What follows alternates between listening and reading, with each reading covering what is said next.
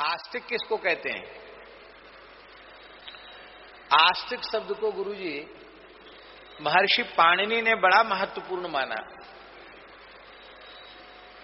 इसलिए आस्तिक शब्द की सिद्धि के लिए स्वतंत्र सूत्र लिख दिया। अष्टाध्यायी का सूत्र है, पाणिनि महर्षि का सूत्र है, अस्ति नास्ति दिष्टम मति ही। अस्ति नास्ति दिष्टम मति ही, ये सूत्र है पाणिनि जी का। आशय क्या है? प्रयोग की सिद्धि यहां नहीं बतानी है। आशय यह है, अस्ति परलोकः पुनर्जन्म च इति मतिर यस्य सा आस्तिकः।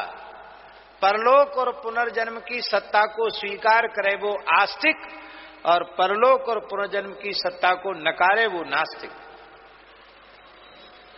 यद्यपि नास्तिको वेद निंदकः,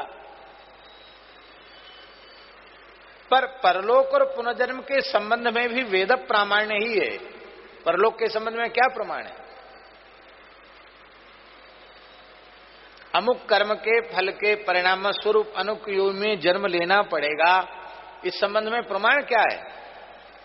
वेदादि शास्त्र ही प्रमाण है।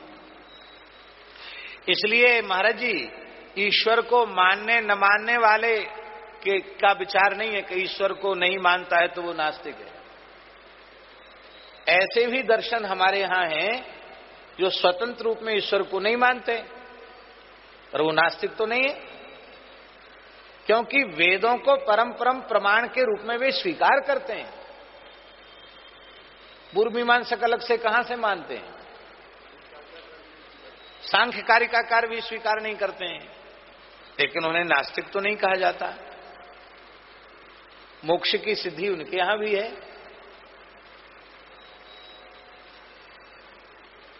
इसलिए परलोक और पुनर्जन्म को जो न माने वो नास्तिक, और परलोक और पुनर्जन्म को जो माने वो आस्तिक।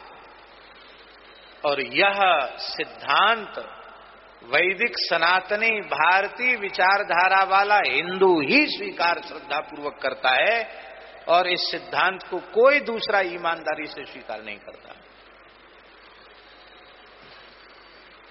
मरने के बाद जीव का परलोक में परम कल्याण हो, ऐसा विधान केवल हमारा सनातन शास्त्र करता है, हमारे पुराण आदि करते हैं।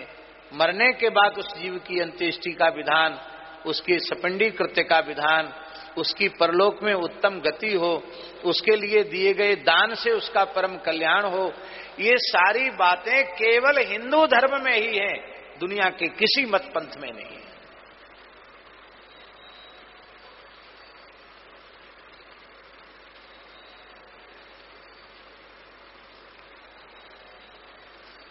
इसलिए आस्तिक हुए के चित्त धरो।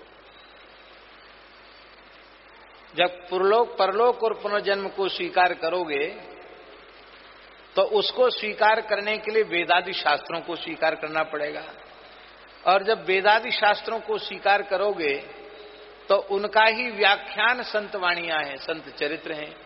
तो ऋग्वेद से लेकर हनुमान चालीसा तक पूरा स्वीकार करना पड़ेगा। कितनी बढ़िया युक्ति है! ऋग्वेद से लेकर श्री हनुमान चालीसा तक सब कुछ स्वीकार आपको करना पड़ेगा, तभी आप आस्तिक माने जाएंगे, नहीं आप नास्तिक की श्रेणी में आ जाएंगे। और जब हम वेदादि शास्त्रों को स्वीकार कर लेंगे श्रद्धा पूर्वक, तो फिर संतों के चरित्रों के श्रवण में कुछ ऐसी विलक्षण अनहोनी घटनाएं जो संभव ही नहीं है, और वे घटनाएं सुनने को मिलेंगी, तो हमारे मन में किसी भी प्रकार की शंका नहीं होगी, कोई संदेह नहीं होगा। और जब शंका संदेह नहीं होगा तो हमारे हृदय में स्वाभाविक श्रद्धा उत्पन्न होगी, विश्वास दृढ़ होगा, और श्रद्धा विश्वास के दृढ़ होते ही भक्ति प्रकट हो जाएगी।